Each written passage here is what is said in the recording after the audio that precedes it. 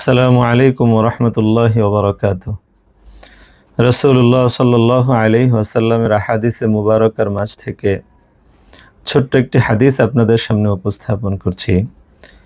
রাসূলুল্লাহ সাল্লাল্লাহু আলাইহি ওয়াসাল্লাম বলেন, কুল্লু উম্মতি ইয়াদখুলুনাল জান্নাতা ইল্লা মান আবা।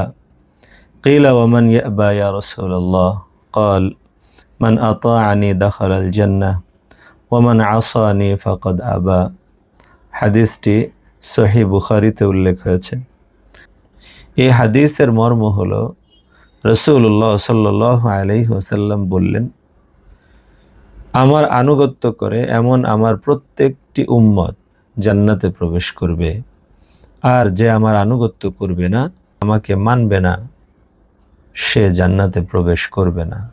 আল্লাহ রাব্বুল আলামিন আমাদের প্রত্যেককে রাসূলুল্লাহ সাল্লাল্লাহু আলাইহি ওয়াসাল্লামের পরিপূর্ণ আনুগত্য করার তৌফিক দান করেন।